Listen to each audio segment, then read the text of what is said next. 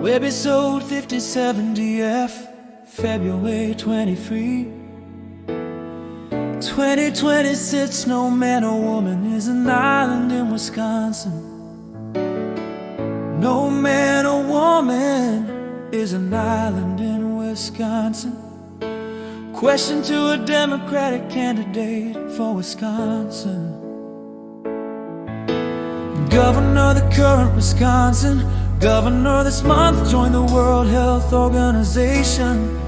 WHO GOARN along with the Democratic governors of California, Illinois, and New York. The WHO set the safe limit of PM 2.5 to 5 micrograms per meter square. My organization believes the near-neighbor-owned PurpleAir PM 2.5 monitor data should be used to prove this level of pollution. Legislations at the state level should be passed to set this limit and allow for regulation and enforcement of shutting down polluting indoor residential wood burning, one appliance at a time if necessary, since the Federal Environmental Protection Agency, and therefore any current agency in the state of Wisconsin, is no longer concerned with pollution level. States must take it on themselves to use their own authority and concern for human health to pass this legislation, which addresses human health as most important over even environmental effects of PM 2.5. Please comment on your position in this matter. This first necessary preamble that ambles quite a bit and therefore ambles too much. The incumbent Democratic Wisconsin governor is not running for election. That current Wisconsin governor this month joined the World Health Organization, WHO, GOARN along with the Democratic governors of California, Illinois, and New York. Oh, our organization currently relies on the World Health Organization for their work on establishing limits on air pollution. Those air pollution limits designed to set amounts of particulate matter of 2.5 micrometer size per cubic meter of air, which are now set at 5 micrograms per cubic meter annually.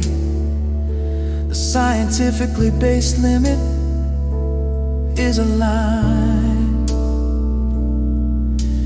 roughly with the amount of air pollution that can be tolerated by human beings before becoming an imminent threat. In other words, an average human being could probably live his or her entire life without air pollution in the form of PM 2.5 being a major contributing factor to his or her early death. The WHO PM 2.5 limit could probably be used for regulation of indoor residential wood burning that emits PM 2.5 that enters the yards of near neighbors and sickens them.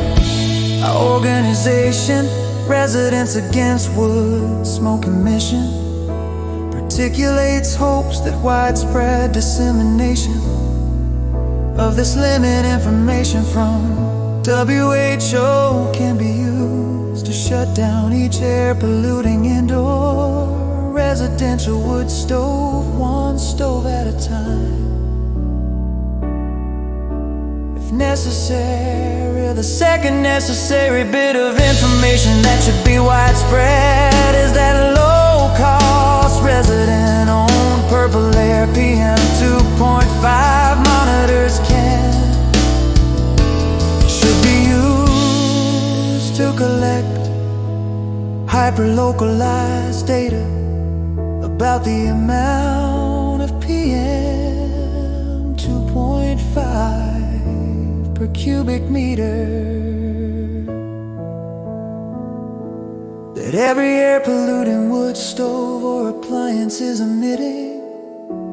The 2 bits of information which are one, the WHO PM 2.5 limit annually, and 2, the data that proves PM 2.5 above the WHO is being emitted by an indoor residential wood burner.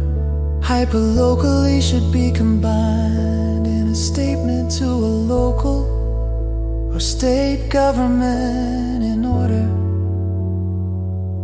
to shut down that indoor residential wood burner, in order to protect the health and lives of near neighbors of that indoor residential.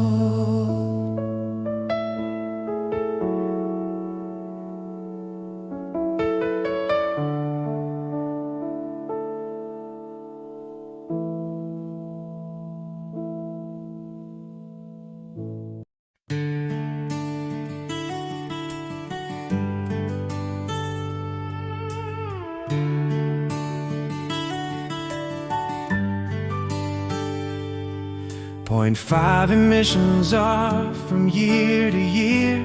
AI overview. The United Nations Framework Convention on Climate Change, an MCC, facilitates the process where almost all countries set their own climate goals, primarily through the legally binding Paris Agreement, while the UN sets the framework and temperature targets. 1.5 degrees centigrade, individual country determine their own emission reduction pledges, known as nationally determined contributions, NDCs. Preamble number 3, which is the heart of the argument of residents against wood smoke emission particulates. When a tree is burned and emits PM 2.5, when a living tree in the hyperlocalized area meets the PM 2.5, the living tree closes its pores against PM 2.5. Just as humans hold their breath in the presence of PM 2.5, when a tree closes its pores, it does not perform photosynthesis or perform photosynthesis. Olein does not sequester carbon in the form of CO2 from nearby wood burning as efficiently. A living tree planted to replace the tree cut down for wood burning also takes decades or centuries to attain the stature of the cut down and burned tree. And in those decades and centuries, the newly planted tree will not sequester carbon as efficiently as the cut down and burned tree had sequestered carbon.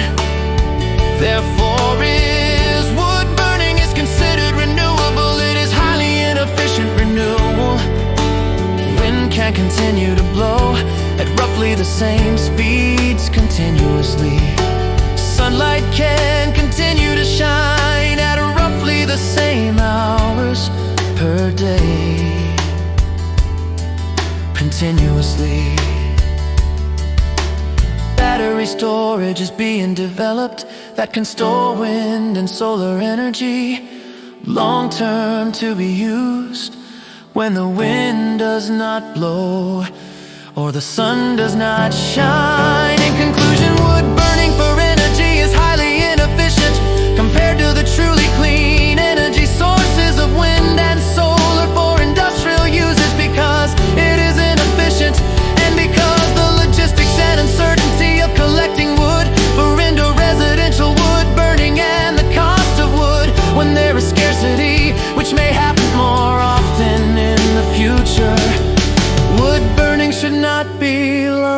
together with wind as solar, as an efficient and cost-effective renewable.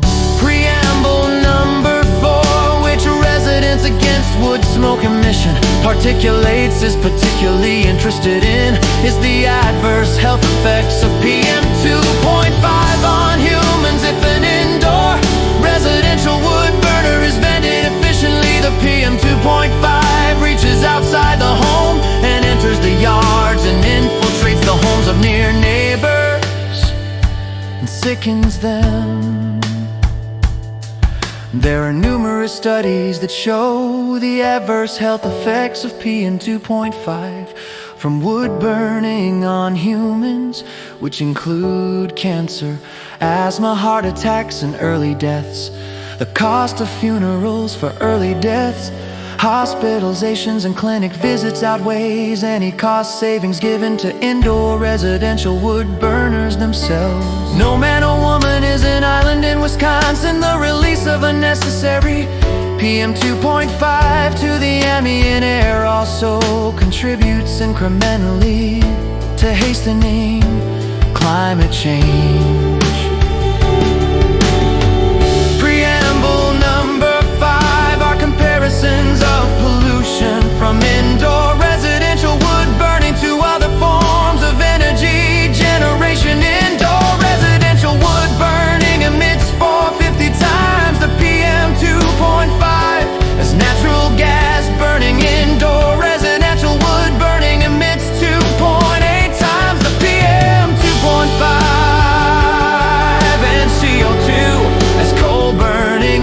Therefore, as a practical short-term matter, natural gas burning should be used as a cleaner fossil fuel bridge to the use of heat pump that work down to 40 degrees below, and also function as air conditioners attached to a clean energy electrical grid extending to all rural areas, powered by the truly clean renewable energies of wind, solar, and geothermal. Any existing industrial wood burning facilities in Wisconsin should be shut down and replaced by these clean energy sources of wind, solar, and geothermal.